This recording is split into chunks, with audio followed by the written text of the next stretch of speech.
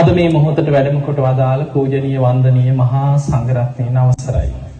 පින්වතුනි, අද ඔබ මෙතනට එකතු වුණේ ඔබේ ජීවිතයට වැදගත් ධර්ම කාරණා ටිකක් ශ්‍රවණය කරා. බණ අහන්නයි එකතු වුණේ.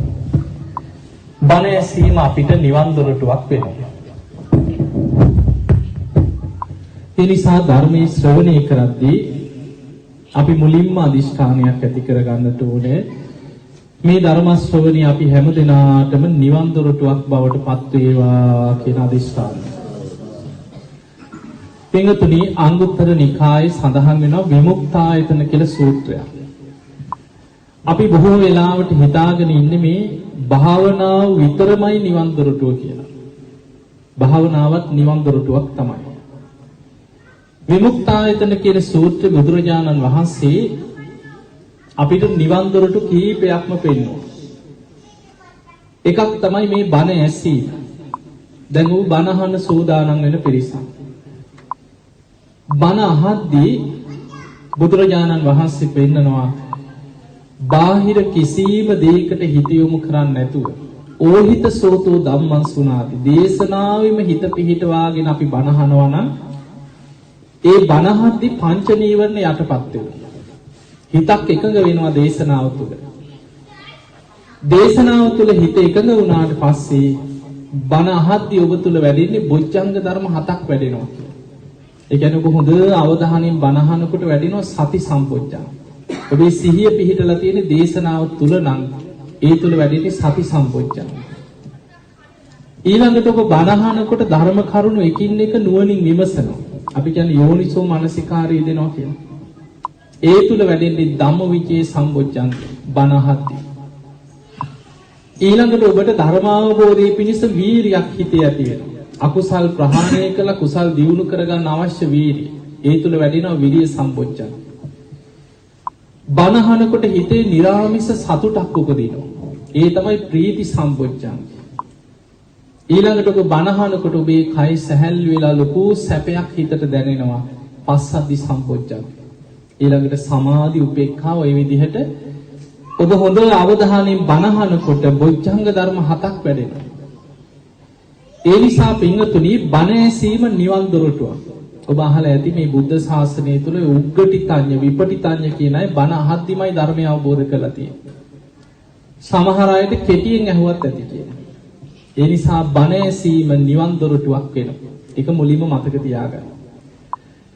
කෙටියෙන් අපි නිවන් දොරටු ටික මුලින්ම තේරුම් අරගෙන ඉමු. පළවෙනි එක තමයි බණ ඇසීම නිවන් දොරටුව. ඊළඟ කාරණේ තමයි බණ කියන එක නිවන් දොරටුව. මේ ධර්ම දේශනා කිරීම නිවන් දොරටුවක් වෙනවා. ඔබ අහලා ඇති ලංකාවේ ඉස්සර ඉඳලා තියෙන මලියදේව කියලා මහරහතන් වහන්සේ නමක්. අහලා තියෙනවද? උන්වහන්සේගේ උපංගමත් අපේ ගමේ කෑගල්ලේ. පැවිදි වෙලා වැඩ ඉඳලා තියෙන වට්ටාර. උන්වහන්සේ රහත් වුණා කියලා තියෙන වට්ටාර. ඉස්සර මේ පැයේ බණ නෙමෙයි තිබිලා තියෙන්නේ තුන්යම් රාත්‍රී දේශනා. ඉල්ලි වෙනකම් බණ කියනවා. මලියදේව ස්වාමීන් වහන්සේ රහත් වෙලා නැහැ වෙනකොට. හැමදාම පොයේ දවසට මිනිස්සුන්ට ඉල්ලි වෙනකම් බණ කියනවා. එදා පොයේ දවසක් විශාල පිරිසක් බණ අහන්න එකතු වෙලා හිටියා. රාත්‍රී ධර්මාසනේ වාඩි වුණා. පන්දම් ගහලා එහෙම තමයි ඉස්සර රෑ බණ කියන්නේ. ධර්ම දේශනාව කරගෙන යනකොට ධර්මාසනයේදීම හිත එකඟ වුණා. පිරිසට බණ කියාගෙන යද්දී ධර්මාසනයේදීම හිත කෙලිසුන්ගෙන් මිදුණා. බණ කියද්දීම රහත් වුණා. එතකොට මලියදේව මහරහතන් වහන්සේ කියන්නේ පිරිසකට බණ කියද්දී ධර්මාසනයේ රහත් වෙච්ච රහතන් වහන්සේ නම. ඔය වගේ බුදුහාමුදුරන්ගේ කාලේ ඔය හේමක මහරහතන් වහන්සේ කීප නමක් ගැනම තියෙනවා. බණ කියද්දී රහත් වෙච්ච අය. ඒ නිසා ධර්ම ශ්‍රවණේ හොඳ කන් යොමු කරගෙන බණ ඇසීමත් නිවන් දොරටුවක්. ධර්ම දේශනා කිරීමත් නිවන් දොරටුවක්. ඊළඟ කාරණේ තමයි ධර්ම සම්මර්ෂණේ නිවන් දොරටුවක්. හැම මොහොතෙම ගැඹුරු ධර්ම කාරණා නුවණින් විමසනවා නම් අපි ඒකට කියනවා යෝනිසෝ මනසිකාරය දෙනවා. ධර්ම සම්මර්ෂණයක දෙනවා. ඒක නිවන් දොරටුවක්. ඊළඟට ධර්ම සාකච්ඡාව නිවන් දොරටුවක්. අර්ථ විමසමින් කරන ධර්ම සත්‍යයනේ නිවන් දොරටුවක්. භාවනාව නිවන් දොරටුවක්. ඔය වගේ නිවන් දොරටු 6ක් බුදුරජාණන් වහන්සේ පෙන්නනවා. ඒ නිසා පින්වතුනි, මේ චූට්ටක් ඔය දොර වහමු. පොඩි දරුවෙක් කියලා. එතකොට නිවන් දොරටු 6ක් බුදුරජාන් වහන්සේ අපිට පෙන්නනවා. ඔය 6ම අපි පුරුදු කරගත්තොත් අපේ හිතක් එකම අරමුණක් තුල ධර්මාභෝධයේ පිණිස වැඩෙනවා. ඒ නිසා ওই ටික මුලින් මතක තියාගන්න. ඔබට ජීවිතේ තේරුම් ගන්න අනුරාධපුර යුගයේ මම කතාවක් කියන්නම්. ඔබ අහලා ඇති මිහිඳු මහරහතන් වහන්සේ වැඩ සිටිය කාලේ අනුරාධපුර යුගයේ සිදුවීම් තියෙනවා. අනුරාධපුර අට කතා කියලා තියෙනවා. අටුවා කතා. අනුරාධපුරයක පවුලක හිටියගෙන 5 දෙනෙක්. අම්මයි තාත්තයි වැඩිමහල් කෙනා අයියා. ඊළඟට නංගි මල්ලි 5 දෙනෙක් විතර තියෙනවා.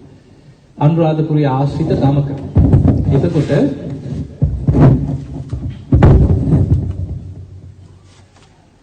මේ 5 දෙනාගෙන් පිරිමි 3 දෙනා තාත්තයි අයියයි මල්ලි 3 දෙනාගේම ජීවිතේ උදේ පාන්දර හේනට යනවා කුඹුරු කොටනවා දවසම හේන කුඹුරත් එක්ක ඔට්ටු වෙනවා. ඕක තමයි ජීවිතේ. අම්මගේ ජීවිතේ ඉතින් අපේ ගම්වල අම්මලා වගේ උයනවා කුස්සියේ වැඩ උයනවා වලං හොදනවා උයනවා වලං හොදනවා. ඕක තමයි ජීවිතේ. දවස ගෙවෙන්නේ එහෙම. නංගි තරුණ වයසේ හැඩ වැඩ වෙවි හිටියා. ඉතින් අම්මටත් උදව් වෙයි. ඔහොම ඉන්න අතරේ දවසක් අයියා වගා කරපු එළවලු ටිකක් කපාගෙන කූඩේක දාලා කරේ තියාගෙන අනුරාධපුර නගරේ ඇවිදගෙන යනවා.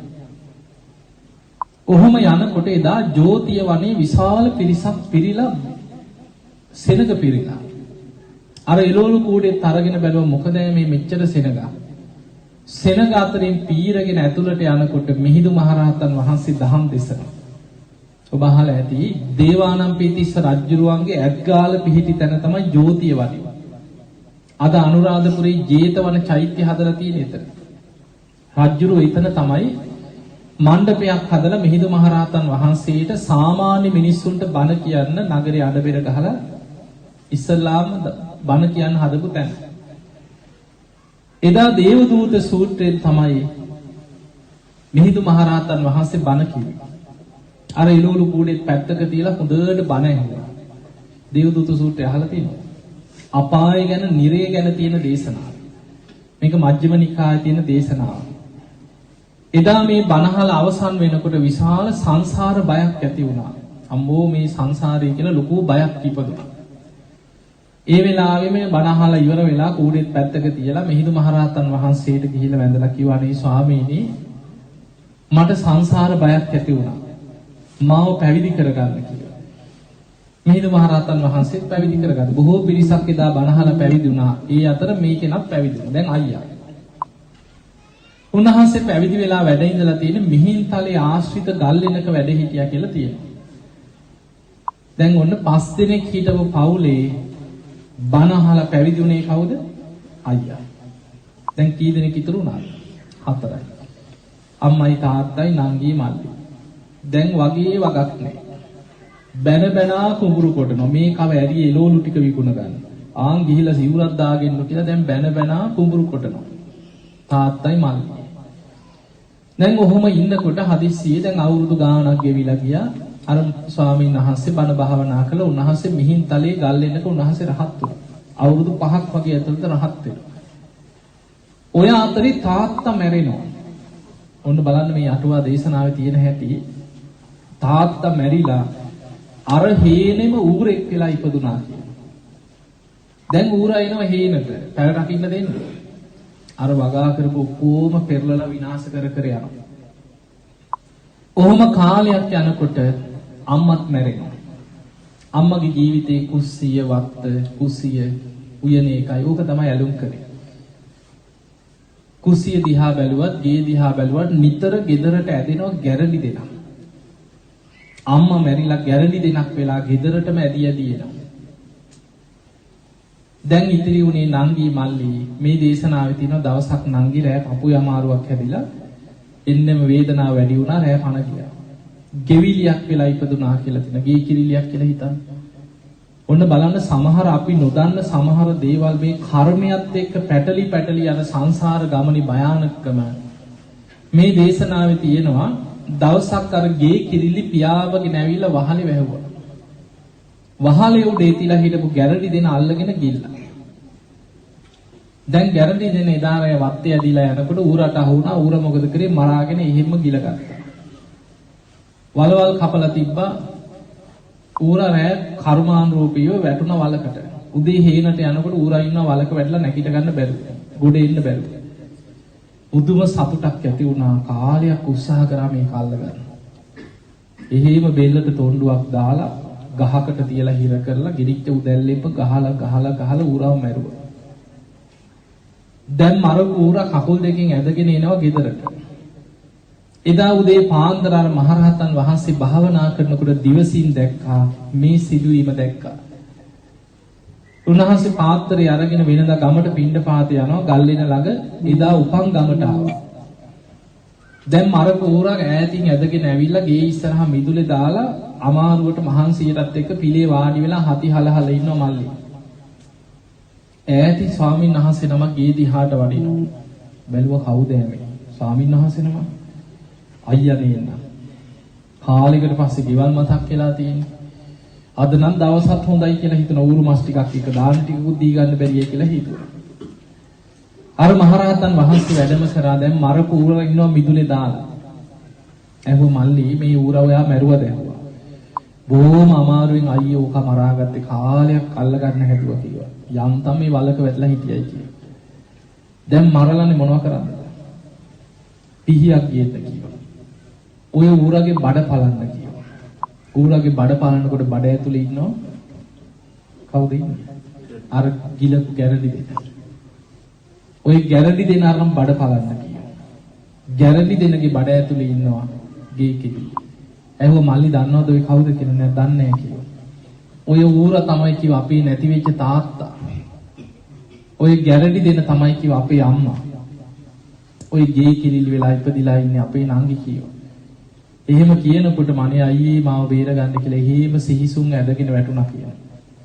ඒ දේශනාවේ තියෙනවා එහෙම එදාම මහා විහාරයට එක්කන් ගෙනහිලා මල්ලිව පැවිදි කරා කියලා තියෙන. එතනින් එහා විස්තරයක් නැහැ. එතකොට ඔය අනුරාධපුරයේ අටුවා කතාවක තියෙන සිදුවීම. 5 දෙනෙක් හිටපු පවුලේ සිදුවීම. දැන් හිතන්න අපි දන්නේ නැති වුණාට අපේ පවුල් වල මැරිලා පළච්චයි. මේ හවංකෝ හිතුනේ. අපි දන්නේ නැති වුණාට ඕක තමයි ඇත්ත. ඔබ අහලා ඇති ධම්මපදයේ තියෙන අර මණිකාර කුළුපගතිස්ස කතාව. අර කොස්වාලීහිනි අර මණිකක් ගිල්ලේ දන්නවනේ ඔබ අහලා ඇති. ඒ එකම සිදුවීම මුල් කරගෙන බුදුරජාණන් වහන්සේ දේශනා කරන ගබ්බමේ ඒ උපජ්ජන්ති නිරයම් පාපකම්මිනෝ සග්ගං සුගතිනෝ යන්ති පරිනිබ්බන්ති අනාසව. කෙනෙක් ඇදිලා ගියා මව් කුසකට. අකුසල් කරගත්ත කෙනා ඒ පවුලේම අපායට වැටුණා.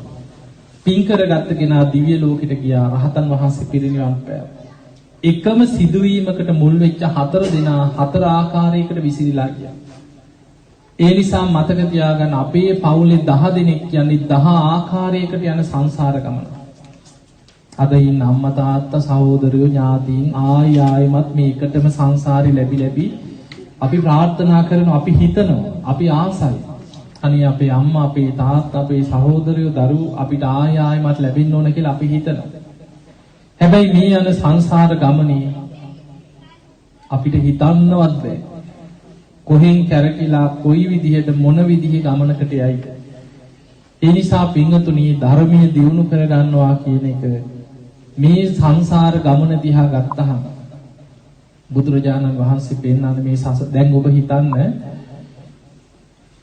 ඔබ අහලා තියෙනවා අපේ බෝසතාණන් වහන්සේ දස පාරමී විතරක් පුරපු කාලේ කොච්චරද? සාරා සංකේය කල්ප ලක්ෂයක් කියන. මහා කල්ප වලින් අසංකේය 4කුත් කල්ප ලක්ෂයක්. අසංකේයයක් කියන්නේ කොච්චරද?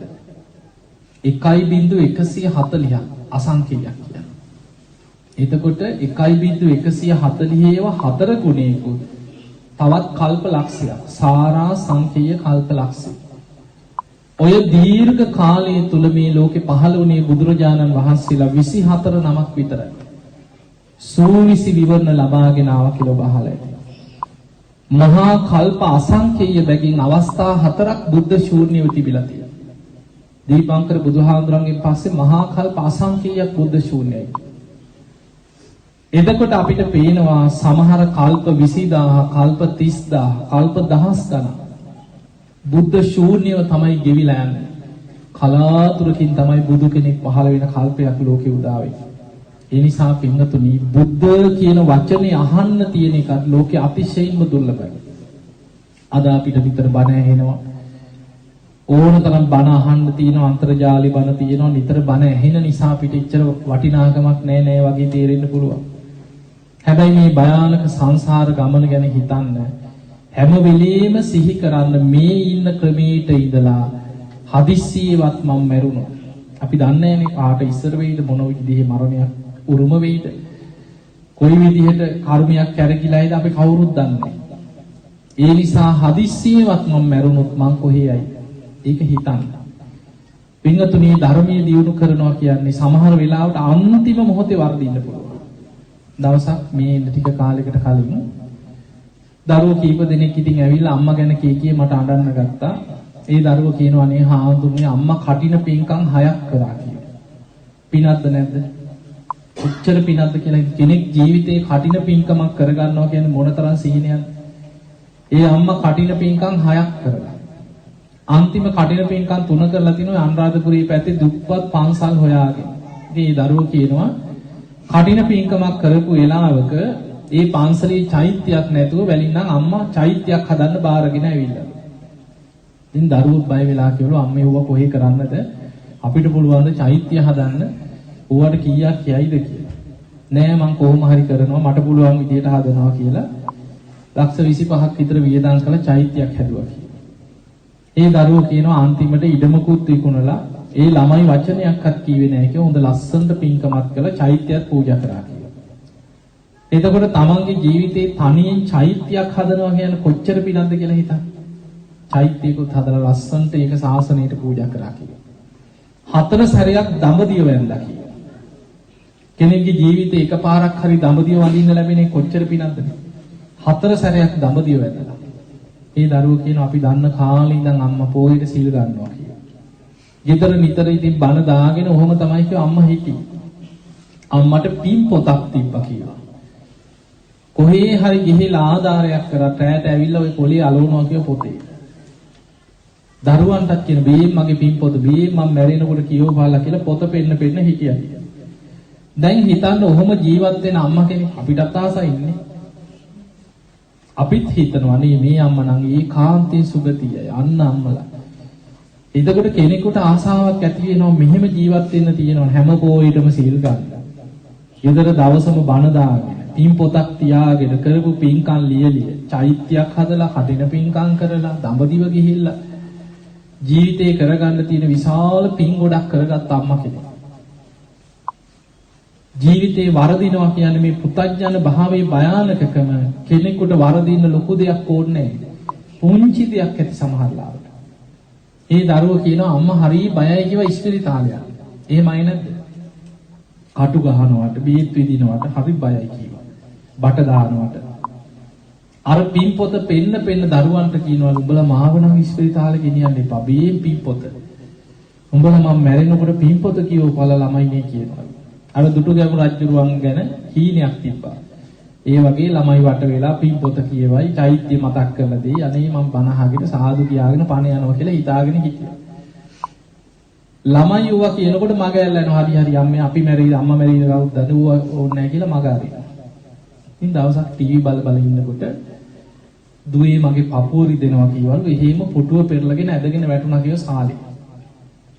දැන් අම්මා පපුව අල්ලගෙන සාලේ ඇදගෙන වැටෙනකොට ළමයින්ට පීපොත් මතක් වෙයිද? හඬාගෙන උස්සගත්තා අනේ අම්මේ කියලා උස්සගත්තා. ළඟ ගෙදරක වාහනයක් ගෙනහලා ඉක්මනට උස්සලා වාහනේට දාගන්නකොට ඒ දරුවෝ කියනවා යටිගිරියෙන් කෑ ගැහුවා කියලා. මට ගෙදර මැරෙන්න දීපා කියලා යටිගිරියෙන් කෑ ගැහුවා. මං තොපිට කීවනේ මාව ගෙනියන්න එපෝ කියලා කෑ ගැහුවා. ඒ ළමයි කියනවා හාතුනේ කොහොමද අම්මානේ මැරෙනකන් තියන්නේ කියලා. ගෙනිච්චා යනකම් කෑ ගැහුවා කියලා. ওই වාහනේ හරවපාම මට යන්න බෑ මාව ගෙනියපිය කියලා කෑ ගහනවා. මොනව කරන්නද හාමුදුරනේ ගෙනිච්චා කියලා. දැන් ඔබ දන්නවා ඉස්පිරිතාලයකට ලෙඩෙක් කියනකොට කිනිච්චට පස්සේ ඉතින් ඉක්මනට ගෙනහිල්ලා මූණට හිර කරලා ගැහුවා කිව්ව ඔක්සිජන් එක. නහයින්ද කොහෙද බටයක් දැම්මා කිව්වා. සීලයින් දීලා දැන් වට කරගෙන කටු ගහනකොට ඒ දරුවෝ කියන හාමුදුරනේ අපි අම්මා ඉච්චර කේන්ති ගිහිලා බනිනවා කවදාවත් දැකලා නැහැ කිව්වා. අර දාපු ඔක්සිජන් බටේ සීලයින් බටේ කඩලා වීසි කරා. අතපය ඇඳේ පොලේ ගහ කුණු හarpෙනුත් එක බයින්න ගත්තා ගෙනියපී මාව කියලා. ඉතින් ඒ දරුවෝ කියනවා හාමුදුරනේ ඉතින් අපි අඬා දොස්තරට වැන්දා කිව්වා අනේ අම්මා බේරලා දෙන්න කියලා. දොස්තර කිව්වලු අම්මට heart attack එකක් ඇවිල්ලා තියෙන කරන්න දෙයක් නෑ ඔක්සිජන් එක දෙන්න ඕනේ කිව්වා. දැන් මොකද කරේ ළමයි ඇඳට තියලා තද කරලා හිර කරලා අල්ලගත්තා. මිසීලා දෙන්නේ කකුල් පොලේ ගහන නිසා කකුල් දෙකේ ඉලුණා. ආයි මුහුණට හිර කරලා ඔක්සිජන් එක ගැහුවා කිව්වා. දඟලලා විනාඩි 5ක් විතර දඟලලා ඉහිම පණ ගියා කිව්වා. දැන් සුගතියද? ඈ? නිකන් අවංකවම හිතන සුගතියද දැන්? ඒ දරුවෝ කියනවා හාමුදුරනේ අපිට බැන ආදත් මිටි කාගෙන පණ ගියේ කියලා. දැන් බලන්න කොච්චර පිං ගොඩක් කරත් මරණ මංචකේ වැරදුනාද නැද්ද? අන්තිම මොහොතේ වැරදුනා. ඒ නිසා මතක තියාගන්න පුතඥ භාවය කියන්නේ අන්තිම මොහොතේ හරි වරදින්න පුළුවන්. සමහර වෙලාවට දොස්තර ගැන කේන්තියක් එන්න පුළුවන්. එක්ක ළඟ ඉන්න මිසී ගැන වෛරයක් උපදින්න පුළුවන්. දැන් අර ධර්මාශෝක රජුණන් ළඟ හිටපු පවන් සලන මිනිහත් එක්කන වෛරය බලන්න ඔච්චර පිං ගොඩක් කරලා පවන් සලන කෙනා ගැන වෛරයක් ආවා. ඒක තමයි හිතේ ස්වභාවය. ඒ නිසා මතක තියාගන්න අපි පිං කරලා තියෙන්නේ අපි ගැලවුණා කියලා හිතන්න එපා. පින ඕනේ පිං කරන්න. හැබැයි මේ බුද්ධ ශාසනයේ විශාලම පිංකම කරේ කවුද? අසද්දුෂ්‍ය මහා පිංකම මල්ලිකාදී. සුගතිය ගියාද? මරණ මංචකේ ඒ පින බරවත් කරගන්න බැරි වුණා. තමන් කරගත් අකුසලයක් බලවත් වෙලා දින 7කට හරි අපාය වැටුණා. පස්සේ සුගතිය කියා ඒක වෙනම දෙයක්. හැබැයි මරණ මංචකේ ආසන්න කර්මයක් හැටියට අකුසලයක් බලවත් වෙලා දුගතියට වැටුණා. අන්න ඒ නිසා පුතඥ භාවය කියන්නේ අනතුරක්. ඒක පුංචි අනතුරක් නෙමෙයි. මරණ මංචකේ අපි දන්නේ හතුරෙක් ළඟ ඉඳීද තරහකාරයෙක් ළඟ ඉඳ අපි කවුරුත් දන්නේ. ඒ නිසා ධර්මයේ දියුණු කරගන්න ලොකු උත්සාහයක් ගන්න. දැන් බලන්න ධර්මය අවබෝධ කරගත්ත අය ගැන දැන් බිම්බිසාර රජුගේ ගැනම ඔබ හිතන්න. මොන විදිහට මැරුණත් කොච්චර වද දීලාද හිතන්න මැරුවේ. කර්ම විපාක අපේ පස්සෙන් එනේව නවත්තන්න බෑ. බිම්බිසාර රජු රජකම් කරන්න පින තිබ්බා. පොඩි පිනක්ද කියලා හිතන් රටක් පාලනය කරා. එතකොට රජෙක් වෙන්න රජකම් කරන්න ලොකු පිනක් තියෙන ඕන සසරේ. ඒ පින නිසා මගධ දේශේ පාලකයා සේනී බිම්බිසාර රජු බුදුරජාණන් වහන්සේගෙන් බණහල සෝවාන් වුණා. අන්න පින. පෙර සසරේ තිබ්බ ප්‍රාර්ථනයක් මත බිම්බිසාර රජුරවන්ට ප්‍රාර්ථනා පොඩි කාලේ ඉඳන් ප්‍රාර්ථනාවල් 5ක් තිබ්බා කියලා තියෙනවා. තමන්ගේ පියා සතු රාජ්‍ය තරුණ වයසේදීම මට දැහැමින් ලැබේවා කියලා ප්‍රාර්ථනාවක් තිබ්බා. ඒ විදිහටම ඉෂ්ට වුණා. ලෝතර බුදු කෙනෙක් පහළ වුණොත් මගේ රාජ්‍යයට වැඩම කරත්වා කියලා ප්‍රාර්ථනාවක් තිබ්බා කියලා. ඒකත් ඉෂ්ට වුණා. බුදුරජාණන් වහන්සේ නමකගෙන් බණහල මට ධර්මය අවබෝධ කරගන්න ලැබේවා කියලා ප්‍රාර්ථනාවක් තිබ්බා. ඒකත් ඉෂ්ට වුණා. මගේම රාජකීය භූමියක බුද්ධ ප්‍රමුඛ සංඝයා වෙනුවෙන් ආරාමයක් කළා මට පූජා කරගන්න ලැබේවා කියලා ප්‍රාර්ථනාවක් තිබ්බා. ඒකත් ඉෂ්ට වුණා. මේ බුද්ධ ශාසනයේ පළවෙනිම ආරාම පූජාව වේලුවන්ගේ. දැන් රජුරවන්ට රටේ රජුරවනේ කොහේ හරි තියෙන ඉඩමක් පවරගෙන ආරාමයක් හදලා දෙන්න බැරිද? හැබැයි තමන්ගේ රාජකීය උයන තමන්ගේම උයන තමයි කුටි සෙනසුන් හදලා බුද්ධ ප්‍රමුඛ 1000ක් සංඝයාට ආරාමයක් පූජා කරේ වේලුවන් ආරාමය. එතකොට බලන්න බුදුරජාණන් වහන්සේව ඇසුරු කරා බණහලා සෝවාන් වුණා. තමන්ගේම රාජකීය උයනේ කුටි හදලා ආරාමයක් කරලා පූජා කරා. බුදුරජාණන් වහන්සේගේ මුල්ම කාලේ හිටපු අග්‍රදායකයා බිම්බිසාර රජු. එතකොට මේ මොන පින් කරලා තිබුණත් පින විතරක් නෙමෙයි අපි සංසාරේ කරපු අකුසලුත් අපේ පස්සේ එනවා මතක තියාගන්න.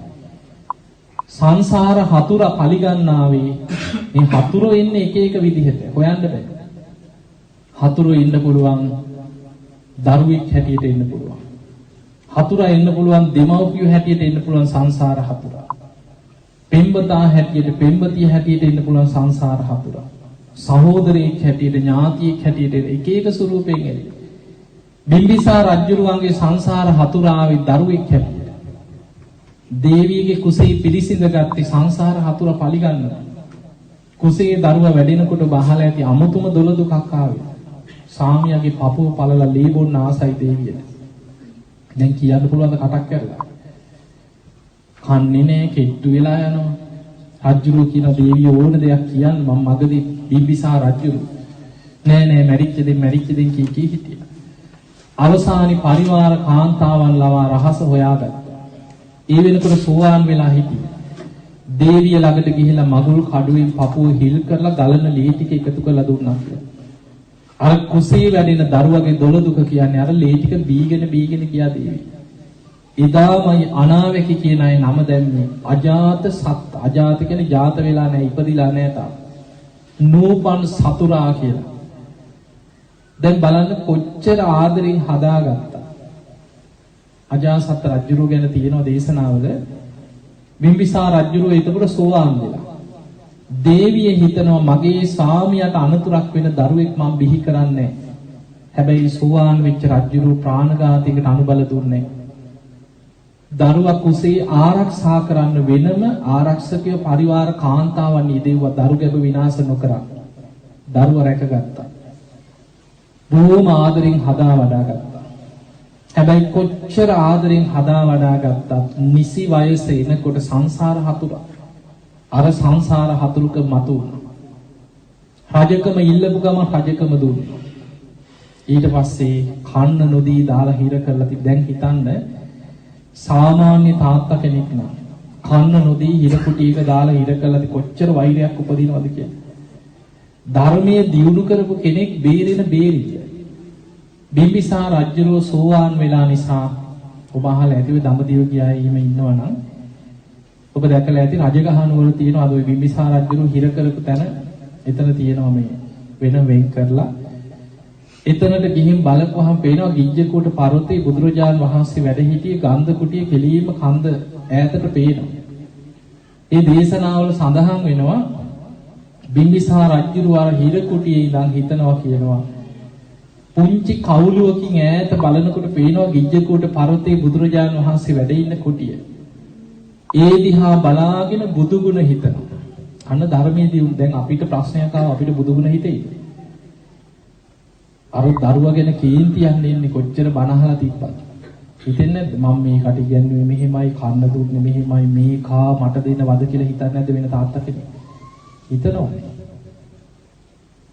හැබැයි බිම්බිසාර රජුරු අර හිර කුටියේ කවුළුවෙන් බලනකොට ඈතින් බුදුහාමුදුරන්ගේ කුටිය පේනවා. ඒ දිහා බලාගෙන හිතනවා බුදුරජාණන් වහන්සේගේ ධර්මයේ කොච්චර සත්‍යයක්ද.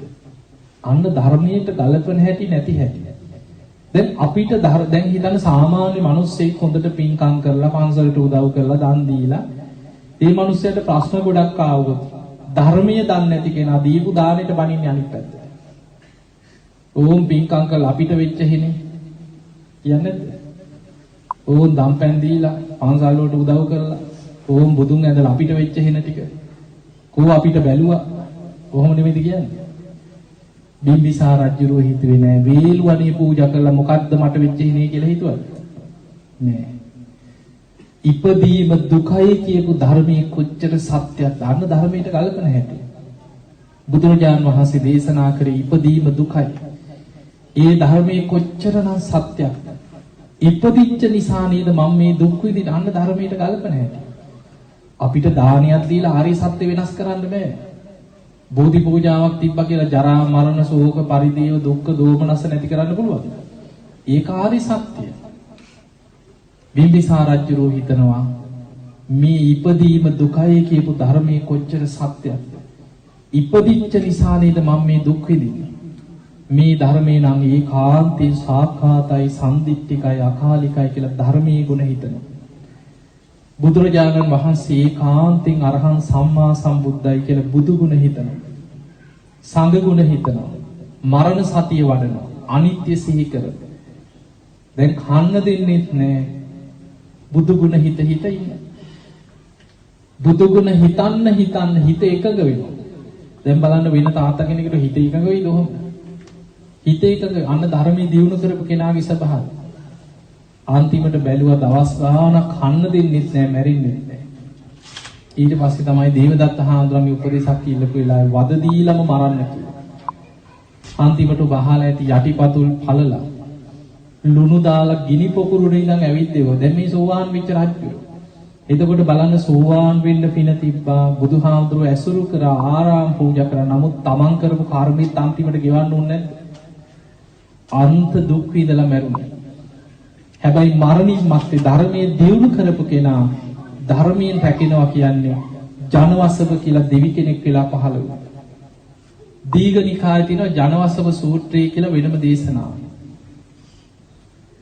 දවසක් බුදුරජාන් වහන්සේ ගිජ්ජකූට පර්වතයේ වැඩ ඉන්නකොට මුළු පළාතම ආලෝකමත් කරගත්ත දෙවි කෙනෙක් බුදුහාමුදුරුවෝ ඉදිරියේ පෙනී ඉඳලා කියනවා ස්වාමීනි මමයි ජනවසව කියලා. ඉතින් බුදුරජාන් වහන්සේ අහනවා ජනවසව ඔබ දැන් දෙව්ලොව ඉපදිලා ඔබ මේ දවස්වල මොකක්ද ඔබේ උත්සාහය? ස්වාමීනි මම දැන් සකදාගාමි වෙන්න මහන්සි වෙනවා. දිව්‍ය ලෝකේ දෙවියන් පොයේ දවස් වලට සුධර්මා දිව්‍ය සභාවට එකතු වෙනවා. ඒ දෙවියන් අතරින් මනුස්ස ලෝකෙදී සද්ධා, සීල, සුත, ත්‍යාග, ප්‍රඥා දියුණු කරලා දෙව්ලොව ඉපදින දෙවිවරු අනෙක් සියලු දෙවියන්ට වඩා ආයුෂයෙන්, වර්ණයෙන්, සැපයෙන්, බලයෙන්, ප්‍රඥාවෙන් බැබලෙනවා. කොහොම කියලා දිව්‍ය ලෝකේ කතා විස්තරයක් කියලා වන්දනා කරලා අතුරුදහන් කරනවා. අර මොකුත් නෑ මට වද දුන්නා මට මෙහෙමයි මට මෙහෙම කන්න දුන්නේ මගේ කකුල් ඌව මොකුත් නෑ.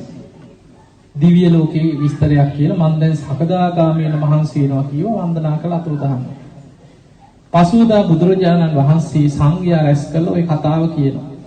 ඊ රාත්‍රියේ මෙහෙම දෙවි කෙනෙක් ඇවිල්ලා වන්දනා කළා මෙන්න මෙහෙම කියලා අතුරුදහන් වුණා. එතනදී ආනන්ද හාමුදුරුවෝ නැකිටලා කියනවා සාමීනි භාග්‍යතුන් වහන්සේ ඔය නම් එකත් එකට බිම්බිසාර රජුරෝ තමයි.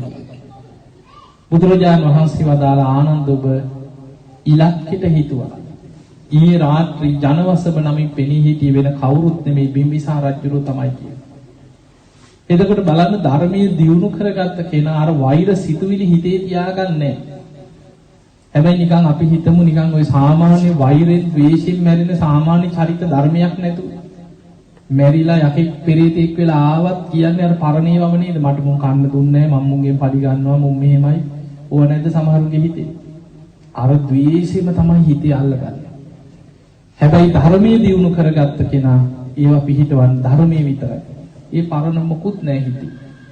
ඒ නිසා මතක තියාගන්න අපිට එකම රැකවරණයයි තියෙන්නේ ධර්මයේ දියුණු කරගන්න එක විතරයි. හැබැයි අපිට පුළුවන්. හිතන්න එපා වැඩේ අමාරුයි තමයි. අමාරු දේ කරගන්න පුළුවන්. ඒ අමාරු දේ කරගත්ත එක්කෙනෙක් දෙන්නෙක් නෙමෙයි විශාල පිරිසක් ඒ අමාරු දේ ජය අරගෙන තියෙනවා. සමහර වෙලාවට නොසිතන පුද්ගලයෝ ධර්මය අල්ලනවා. අපිට පේනවා අපි ගොඩාක් ධර්ම දේශනා කරනවා. නොඑක් පිරිස බන්ධනාගාරවල හිරකාරෝ එල්ලුගහනිය වෙච්ච මිනිස්සු ඉන්නවා අපිට හිතාගන්න බැහැ දියුණු කරන හැටි. උඩට බණ භාවනා කරන, පැය ගණන් භාවනා කරන අය ධර්මය අල්ලන්න පුළුවන් සමහරුන්ට. ඒ නිසා ජීවිතේ අපි ඉන්නේ කොතනද කියන එක නෙමෙයි වැදගත්. අපි ඉන්න තැන ඉඳන් ධර්මයේ දියුණු කරන්න මහන්සි ගන්න. ජීවිතේ වරදින්න පුළුවන් අපිට. ඒ වැරදි හදාගෙන ධර්මයේ පැත්තට යන්න උත්සාහයක් ගන්න. ජීවිතයේ අලුතෙන් තමන් පංචශීලෙ පිළිපිටියට පස්සේ හිතන මං පරණ වැරදි ඔක්කොම අයින් කර මං දැන් අද ඉඳන් පටන් ගන්නවා. එතන ඉඳන් දියුණුවක්. බුදුරජාණන් වහන්සේ පෙන්නනවා කෙනෙක් ප්‍රමාද වෙවි අකුසල් කර කර ඉඳලා යම් දවසක සීලයක පිළිහිටලා ධර්මයේ වඩන්න පටන් ගත්තද වලාකුලින් මිදිච්ච පුන්සඳ බැබලෙනවා වගේ එතන ඉඳන් ජීවිතේ ධර්මයේ තුල බැබලීගෙන යනවා. ඒ නිසා යම් තැනක ඉඳන් පටන් ගන්න අද ඉඳන් මම ධර්මයේ පැත්තට යොමු වෙනවා කියලා පටන් ගන්න. ඔබට එතන ඉඳන් ධර්මයේ කරා යා ගන්න පුළුවන්.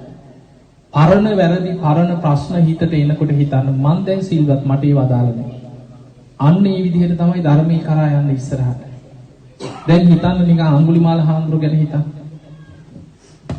පරණ කුණු ගොඩවල් හිත හිතියානම් සමාධියක් වැඩිද? භාවනා වැඩි. උන්වහන්සේ පැවිදි වුණාට පස්සේ හිතුවා මං ආර්ය જાති ඉපදුනා. අලුතෙන් බුද්ධ ශාසනය ඉපදුනා කියලා හිත හදාගත්තා. පරණ දේවල් ඔක්කොම හිතෙන් අයින් කරා. ඊළඟට බලන්න කෙනෙකුට ජීවිතේ අච්චර මිනී මරපු කෙනාට පුළුවන් වුණා පැවිදි වෙලා පුංචි සතෙක්වත් මරන්න නැතුව ඉන්න. ඒ තුල සත්‍යක්‍රියාවක් කරා කල්පයක් බලවත් සත්‍යක්‍රියාවක් කරා අදටත් බලවත්. අද දරුවෝ ලැබෙන්නේ නම්මල අඟුලිමාල පිරිත කියවන්නේ නැද්ද? අවුරුදු 2500 ගාණක් අදටත් මේ පිරිතේ ආශිර්වාදය අපි ලබනවා. ඒ නිසා පින්නතුනි කෙනෙකුගේ ජීවිතය තුළ ධර්මයේ පැත්තට යොමු වෙන්න උත්සාහයක් ගන්න. සමහර නොසිතන චරිත ධර්මය අල්ලන්න. ඒ නිසා ධර්මය අල්ලගන්න උත්සාහයක් ගන්න. ඔබ ඉන්නේ කොහෙද කියන එක නෙමෙයි වැදගත්. ඔබට මේ වගේ රටක හොඳට ධර්මයේ පුරුදු කරන්නත් පුළුවන්. දැන් බලන්න අන්තර්ජාලේ කොච්චර බණ තියෙනවද කියලා. මේ ධර්මයේ තේරුම් ගන්න නම් අවබෝධ කරගන්න බාහිර කරුණු දෙකක් අවශ්‍යයි. කල්යාණ මිත්‍ර සේවනයයි සද්ධර්ම ශ්‍රවණය. අද හොඳටම ලැබෙනව නේද? කල්යාණ මිත්‍ර ඇසුර අද හොඳටම තියෙනවා. සද්ධර්ම ශ්‍රවණය. දැන් ඔබම හිතන්න මේට අවුරුදු 15කට එහා ඔබේ ලංකාවේ මතක නම් ඔබේ ආච්චිලා සීලාට මෙහෙම බණහන්න තිබ්බද? ඉස්සර අර ස්වදේශීය ගුවන් විදුලියේ රජයේ ගුවන් විදුලියේ පොයේ දවසේ රැයට බණ ටිකක් ගියා ඔච්චරයි. ওই සම්බුද්ධත්ව ජයන්තියෙන් පස්සේ තමයි නිතර බණ යන්න ගත්තේ ලංකාවේ. නැත්නම් බණ නැහැ ඉස්සර. පොයේ දවසේ රැයට බණක් යනවා රැයට පිරිත් ටික යනවා ඔච්චරයි. ඉස්සර අපේ ආච්චිලා සීලාට කියවන්න තිබේ පිරිත් පොතයි ජාතක පොතයි විතරයි.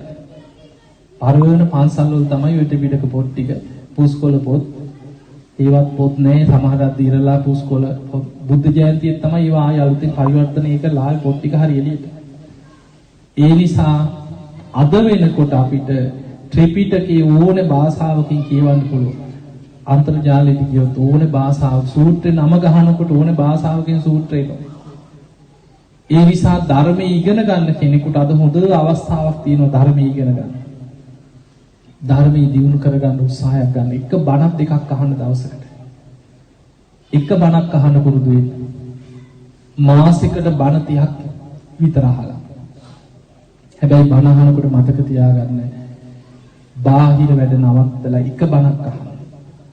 අපි බොහෝ වෙලාවට ගෙවල් වල පුරුදු වෙලා තියෙන අද බණ දාලා ගෙදර වැඩ කර කර ඉන්නවන්නේ. අපි නිකන් එතන යනකොට බණ කෑල්ල කෑල්ල ඇහෙනවා. ධර්ම ගෞරවයෙන් වාඩි වෙලා හොඳට කන් යොමු කරගෙන බණ අහන්න ඔබට තේරෙයි ධර්මයේ පිහිටන හැටි. ධර්ම ගෞරවයක් තියෙනවා. ධම්මකාමෝ භවං හෝති ධම්මදෙස්සී පරාභවෝ කියන. අපි ධර්මයට ගෞරව කරන ධර්මයේ අපිට හොඳට පිහිටන්න ගන්න. අපි බණ පොතක් කියුවත් පොතට වැඳලා නෙමෙයිද කියෙන්නේ. එතකොටයි ධර්මයේ පිහිටන්නේ. සමහර දරුවෝ ඉන්නවා ධර්මයේ පිහිටලා දවසක් ළමෙක් ආව දෙනියාය පැත්තේ. දෙනියාය ඉන්නවද? දෙනියාය කියලා. ඒ ළමයා ඇඳගෙන ආපු ෂර්ට් එකක් තිබිලා. බොහොම අසරණ ළමයෙක්. ওই සමුදා සෙනසුරාද මම වෙන් කරලා තියෙන මිනිස්සු හම්බෙන්න වැඩිපුර එන්නේ ඉතින් ඒවා මේවා ඉල්ලගෙන එනවා මම මිනිස්සුන්ට උදව් කරන නිසා. මේ ළමයා ඇවිල්ලා වැන්දා මං හිතුව මොනවා හරි මගෙන් මොනවා හරි ඉල්ල ගන්න ආවා කියලා. මං ඇහුවා ඇයි දරුවෝ කියලා. හැබැයි බොහෝ මං දිහා බලාගෙන ඉඳලා වැන්දා දෙතුන් වතාවක් වැන්දලා වචනයක් හාමුදුරු බලන්න කිව්වා. මං කිව්වා මොනවා හරි ඕනද පුතේ. නෑ හාමුදුරන් බලලා යන්න ආවේ. ඊට පස්සේ මං කිව්වා පුතේ උන් වාඩි වෙන්න කොහෙද වා කියලා. ඊට පස්සේ කිව්වා දෙනියාය. බලපුවාම තාත්තා දෙමළ ලැයිමක ඉන්නේ. අම්මයි නංගි විතරයි කිව්වා නංගිත් මන්ද බුද්ධිකයි කිව්වා. ඒ දරුවා කියනවා හාමුදුරනේ මං උදේ පාන්දර නැගිටලා පොඩි රේඩි එකක් තියෙනවා කියලා මේක මේසේ උඩ තියලා රේඩි එකට දන ගහලා වඳිනවා කියලා. බිම වාඩි වෙලා උදේට බඩ දෙකක් අහනවා කියලා රේඩි එකට වැඳගෙන. ඊට පස්සේ වැඩට යනවා කියලා. තේ දළු කඩලා ඉවරලා ලොරි වල පටවනවා කියලා. හවස 3-4 වෙනකොට ගෙදර දුවගෙන එනවා කිව්වා. ඇවිල්ලා නාලා බුදුන් ඇඳලා හවසට රේඩි එකට දන ගහලා වඳිනවා කියලා. හවසටත් බණ දෙකක් අහනවා කියලා. ඊට පස්සේ මම දන්නේ නැහැ වගේ මං ඇහුවා ඒකත් ඉතින් ඔය රේඩි එකට වදින්නේ බුදු පිළිමයක් නැද්ද කියලා. ඊට පස්සේ ළමයා බිම් බලාගෙන ඉඳලා කිව්වා හාමුදුරුවෝ ඒක වැරදිද? මගේ කල්යාණ මිත්‍රයා තමයි කියව රේඩිය කරන්නේ. එතකොට බලන්න තමන් බනහන බොහොම ගෞරවයෙන් බනහනේ දරුවට ඒ ළමයා කියනවා භාවනා කරන්න ආසයි බනහන්න ආසයි යන්න විදිහක් නැහැ. අම්මයි ළඟ නිසා යන්න බෑ. ඒ නිසා ළඟ තමයි කිව්වා කුලි වැඩක් කර කර ඉන්නේ මොකද නංගිත් මන්ද බුද්ධිකයි. ඉතින් ඒ නිසා මම ළඟම තමයි කිව්වා ඉන්නේ. මගේ කල්යාණ මිත්‍රයා තමයි කිව්වා රේඩිය. ඒ නිසා මම රේඩියකට දන ගහලා වදිනවා කිව්වා. අන්න බලන්න ධර්මීය ලැබෙනකොට ඒ ගෞරවය Tamanට නිකම්ම එන හැටි. කවුරුත් කියලා නෙමෙයි. පුදුම දැනුමක් මම ටික වෙලාවක් මාටත් ආස හිතුණා මම කතා කරා බලපුවාම පොඩි කොළ මේ පොතක් දාගෙන ඇවිල්ලා සාක්කුවේ. හරහටක් ලියලා අනිත් පැත්තට ලියලා ධර්ම කරුණු ලියලා ඒකේ. අහන බණ ලියනවා පොතක. බලන්න කොහේ හිටියත් ධර්මය අල්ලන කෙනා ධර්මය අල්ලනවා. ඒ නිසා මතක තියාගන්න ඉන්නේ ලැයිමේද හිරේද කියන එක නෙමෙයි වැදගත්. ධර්මය අල්ලනවා. ඒ නිසා පින්වතුනි නොසිතන චරිත සමාජ ධර්මය අල්ලලා තියෙනවා. ධර්මය අල්ලගන්න උත්සාහයක් ගන්න. ඒකට බණහන. දවසකට එක බණක් දෙකක් හරි අහන්න ඔබටම තේරෙයි මාස කීපයක් අවුරුද්දක් බණහගෙන යන්න. එක බණ ගානේ හොඳට අහන්න. අවුරුද්දක් යනකොට තීරේ ජීවිතේ වෙනස් වෙන. බණහන. ඊළඟ දේ තමයි අහන ධර්මයේ නුවණින් විමසන්න. ඒකට අපි ධර්මයේ කියන්නේ යෝනිසෝ මනසිකාරය දෙනවා කියලා. තමා තුළින් ගලප බලන්න හැම වෙලාවෙම. එහෙම ගලප බලනකොට ධර්මය අහු වෙනවා. සමහර චරිත අපි ගොඩාක් මිනිස්සු අතර ඉන්න නිසා දවසක් අම්මා කෙනෙක් උස්සගෙන ආවා ඇට සැකිල්ල. පිළිකාවක් හැදිච්ච අම්මා කෙනෙක්. සම්පූර්ණ ඇට සැකිල්ල වගේ උස්සගෙන ඇවිල්ලා පුටුවේ තිබ්බ මගේ ළඟ. පුටුවේ ඉන්න බෑ දැන් පැත්තකින් වැටෙන්න යන ළමයිනොත් පැත්තකින් අල්ලගෙන අම්මා පුටුවේ තියලා ඉස්පිරිතාලේදී මේ කියලා තියෙනවා. අම්මා කිව්වලු අනේ මට පණටි කියන්න කලින් කොහොම හරි ආඳු ළඟට එක්ක ඵලයක් කියලා. ඊට පස්සේ ඉස්පිරිතාලෙත් කියලා දැන් අම්මට ඉතින් කැමති දෙයක් දෙන්න කොහේ හරි එක යනවනේ එක යන්න කියලා. ඒ ආපු විදිහට දවසක් දෙකක් ජීවත් වෙයි කියලා හිතෙන්නේ. ඊට පස්සේ ඉතින් අමාරුවෙන් hina වුණා. මට තේරෙනවා ලොකු වේදනාවකින් ඉන්නේ. hina වෙලා ඒ අම්මා කිව්වා හාමුදුරනේ මං නම් දැන් මැරුණා සුගතිය කියලා. ඔය වගේ කියනවා සමහර බොරුවටත් අපි ළඟට ඇවිල්ලා.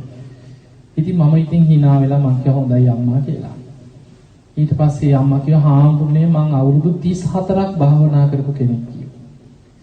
ඒ ළමයිනුත් කිව්වා හාමුදුරනේ අපි දන්න කාලේ ඉඳන් අම්මා හරියට භාවනා කරනවා. ගෙදරත් වෙනම කාමරයක් තියාගෙන භාවනාවෙම තමයි කිව්වේ.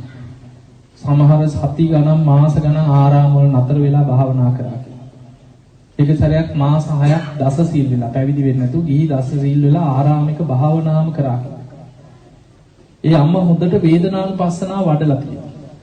ඒ අම්මා මට කියනවා හාමුදුරනේ මගේ මුළු ඇඟම දනවා කියලා පිළිකාවට. මුළු ඇඟම පිච්චෙනවා වගේ දනවා කියලා. ඒ දනකොට මං හිතන්නේ මේ කය අනිත්‍යයි. පහසත් අනිත්‍යයි. විඥානයත් අනිත්‍යයි. ඒ ස්පර්ශයෙන් ඇතිවන විදීම අනිත්‍යයි කියලා වේදනාවෙම විදීම සිහි කරගෙන අනිත්‍ය සිහි කරනවා. ඒ අම්මා මට කියනවා හාමුදුරනේ මං එහෙම හිතාගෙන යනකොට ගින්දරකට වතුර ටිකක් වැක්කිරුවා වගේ මුළු ඇඟම සීතල වෙලා වේදනාව නැතුව යනවා. ඊට පස්සේ මට දැනෙන්නේ නැහැ කිව්ව කය. ඊට පස්සේ මං අනිත්‍යව සිහි කර ඉන්නවා. ඕක තමයි මං කරන්නේ. දියුණුද නැද්ද? දියුණුයි. අච්චර පිළිකාවක් හැදිලා ඇට සැකිල්ල වගේ. මේ මරණාසන්න වෙන්න ඕන්න මෙන්න. එච්චර දුර්වල වුණත් ස්පර්ශයේ අනිත්‍ය සිහි කරන්න පුළුවන්. වේදනාවේ අනිත්‍ය සිහි කරනවා. ස්පර්ශයෙන් ඇතිවන වේදනාව කියලා වේදනාව සිහි කරනකොට කය නොදැනී ගිහිලා හිත එකඟ වෙනවා. කොච්චර දියුණුද බලන්න. අවුරුදු 30 ගානක් භාවනා කරපු පුරුද්ද මරණ මංචකයටත් ගලපගින් නැද්ද? ගලපගින්. ඒ නිසා මතක තියාගන්න ධර්මය අල්ලගත්තොත් ධර්මයේ ගල්ප ගන්න පුළුවන්. අපි නොසිතන චරිත ධර්මය අල්ලනවා. ඒ වගේ අපි ගොඩාක් මරණාසන්නයි ළඟ ඉඳලා තියෙනවා. පණ යන වෙලාවල් වල ළඟ ඉඳලා තියෙන ගොඩක් අය. ධර්මය අල්ලන අය ඉන්නවා. හැබැයි නොසිතන චරිත ධර්මයේ දියුණු කරලා අන්තිම මොහොතේ විශ්වාසයෙන් හිටපු අයට ධර්මය අල්ලන්න බැරි වෙන අවස්ථාවක් තියෙනවා. ඒක Tamanගේ අකුසලය. සමහර වෙලාවට වතුර වීදුරුව පරක් වුණා කියලා වෛර බදිනවා. ආස කරන දේ කන්න දුන්නේ නැහැ කියලා වෛර පදිනවා. සමහර අම්මලා හොඳට පින් කරපු අම්මලා ඒත් සමහර ලාවට පැණි රහ ඉල්ලලා දෙන්නේ නැතුව වෛර පදිනවා දරුවෙක්. එහෙමයි කියනවා. ජීවිතයේ ස්වභාවය හිත කාලයක් ධර්මයේ තුල පුරුදු කරනවා. එහෙම නැත්නම් අපි අසරණයි. ඒ නිසා පින්වත්නි ඔබ බුදුන් ඇඳලා ඇති, බෝධි පූජා තියලා ඇති, පින්කම් කරලා ඇති, කටින පින්කම් කරලා ඇති, විශාල පින්කම් කරලා ඇති. ඒ පින අපිට අනිවාර්යයෙන්ම ධර්මාවබෝධයේ පිණිස පින අවශ්‍යයි. පින් කරන්න කියන බුදුහාඳුරු පින මහණෙනි පිනට බය වෙන්න එපා. මා භික්ඛවේ පුඤ්ඤානම් බහයිත. ටික ටික හරි කවදාවත් පුංචි කියලා පිනට අවමන් කරන්නත් එපා කියනවා. ටික ටික හරි පින් කරන්න, පින් රැස් කරන්න. ජීවිතේ පිනෙන් පිරීලා යනවා. හැබැයි හිත හදාගන්න දක්ෂ වෙන්න. ප්‍රායෝගිකව ධර්මයේ නුවණින් විමසන්න. හැම වෙලෙම හිතන්න මේ ඉන්න විදිහට ඉඳලා මම මැරුණොත් මට මරණ මංචකේ ධර්මයේ සිහි කරගන්න බැරි වුණොත් මගේ හිත විසිරුණොත් කවුද මාව බේරගන්නේ? හැම වෙලාවෙම හිතන්න. අන්න එතකොට අපිට බය උපදිනවා. මරණ සතියමයි අප්‍රමාදී භාවයට තියෙන එකම භාවනාව. බුදුරජාණන් වහන්සේ පෙන්නනවා මහණෙනි මරණ සති භාවනාව තරම් ධර්මාවබෝධයට අප්‍රමාදී භාවය ඇති කරන වෙන භාවනාවක් බුදු ඇසින් දකින්නේ නැහැ කියලා. දැන් මම මැරුණොත් කොහේ යයිද? හිතෙන්නේ නැද්ද? ඈ? ඉන්න ගමන් හිතන්න ඔය නිකන් සාමාන්‍ය ඉන්නකොට හිතන්න. මේ ඉන්න ක්‍රමයට ඉඳලා හදිස්සියවත් මම මැරුණොත් කොහේ යයිද? මොනවද මං වෙනුවෙන් කරගත්තේ? මං කරපු පින් දහම් මට බලවත් කරගන්න පුළුවන් වෙයි. හදිස්සියවත් හිත විසිරිච්ච වෙලාවක මැරුණොත් මං කොහේ යයිද? ඔය ප්‍රශ්නේ ඇති වුණා මහා නාම කියන ශාක්‍ය කුමාරයාට.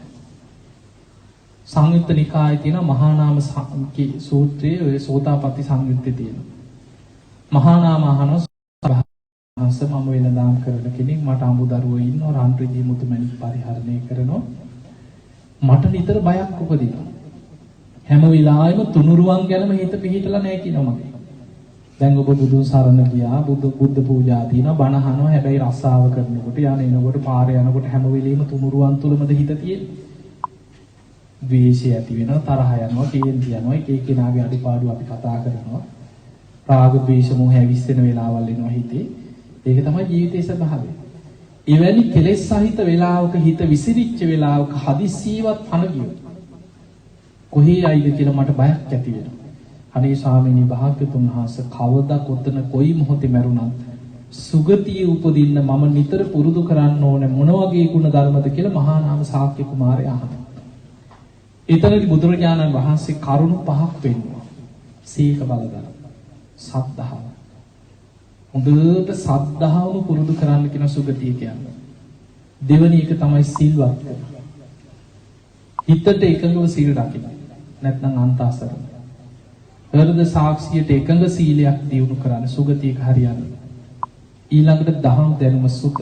බණ අහන්න බණ පොත්පත් කියවන්න හොඳ දහම් දැනුමක් ඇති කාටව රවට්ටන්න බැයි ඊට පස්සේ. ධර්මයේ දන්න කෙනා අහුවෙන්නේ ධර්මයේ දන්නේ නැත්නම් තමයි එක එක මිත්‍යා දෘෂ්ටි වලට අහු වෙලා නොමග ගිහිලා අමාරු වැටෙන්නේ ධර්මයේ දන්නේ නැති කියලා. ඒ නිසා හොඳට බණ අහන්න බණ පොත්පත් කියවන්න කාලයක් යනකොට ධර්මයෙන් හොඳට පරිපූර්ණ කෙනෙක් වෙනවා. හතරවෙනි එක ත්‍යාග සම්පත්තිය අතහැරීම. දන් දෙන්න ඔබේ ශක්ති පමණින් පින් කරගන්න. පස්වෙනි එක ප්‍රඥාව. ධර්මයේ නුවණින් විමසලා ඇති කරගන්න වැටහි. සද්ධා, සීල, සුත්ත, ත්‍යාග, ප්‍රඥා. වට කියන්නේ සීක බල. අපිට සද්ධානුසාරී ධම්මානුසාරී වෙන්න, සෝවාන් වෙන්න, සකදාගාමී වෙන්න, අනාගාමී රහත් වෙන්නත් ওই ටික තමයි දියුණු කරන්න තියෙන්නේ. සීක බල ධර්ම පරිපූර්ණ වෙනකොට යා අසීක රහත් වෙනවා. රහතන් වහන්සේලාට කියන්නේ අසීක කියලා. ඒ නිසා සද්ධා, සීල, සුත, ත්‍යාග, ප්‍රඥා ওই පහ වඩන්න. දවස ගානේ Taman දිහා බලන්න. අද මගේ සද්ධාව දියුණු කරගත්තා. අද මගේ ශික්ෂාපද පහ මම රැකගත්තා. අද අලුතෙන් ධර්ම කාරණයක් මම ජීවිතේ රැස් කරගත්තා. මොකක් හරි පිනක් දහමක් මම කරගත්තා. අඩු ගානේ බණක් ඇහුවා. නිදා ගන්න ගිහින් ජීවිතේ ආපස්සට බලන්න. සද්ධා, සීල, සුත, ත්‍යාග, ප්‍රඥා ඔය පහ දවස ගානේ ටික පියවරෙන් පියවර හරි ඉස්සරහට යන්න. අන්න එතකොට ඔබට තේරෙයි ධර්මයේ කරා ජීවිතය යන හැටි. ඒ නිසා තමන්ට අවංක වෙන්න ධර්මයේ දියුණු කරගන්න උත්සාහයක් ගන්න මරණ සතිය වඩා. අපේ පවුලේ 10 දෙනෙක් කියන්නේ මලකෙවල් 10ක්. හැම වෙලෙම හිතන්න. කාට ඉස්සර වෙයිද නැහැ. අපිට යාළුවෝ හිත මිත්‍රයෝ 3-400ක් කියන්නේ මලකෙවල් 3-400ක්.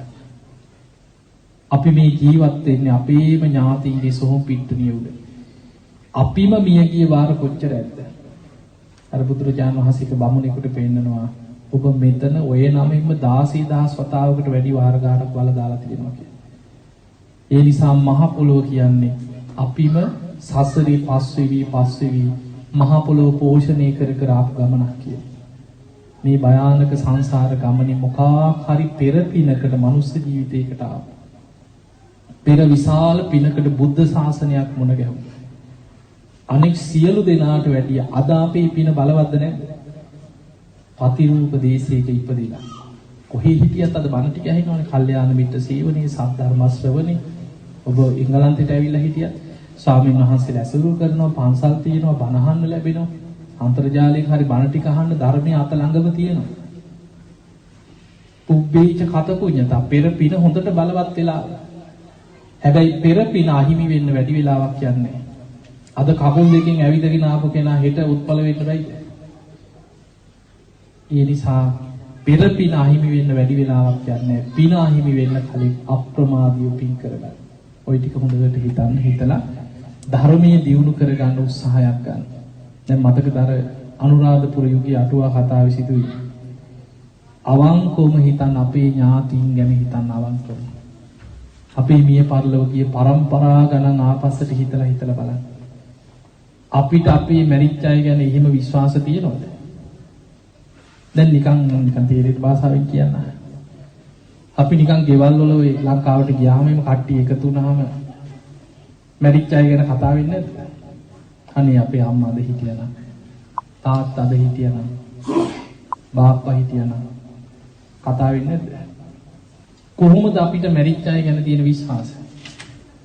අනේ අපේ අම්මා තුසිත දිව්‍ය ලෝකයේදී.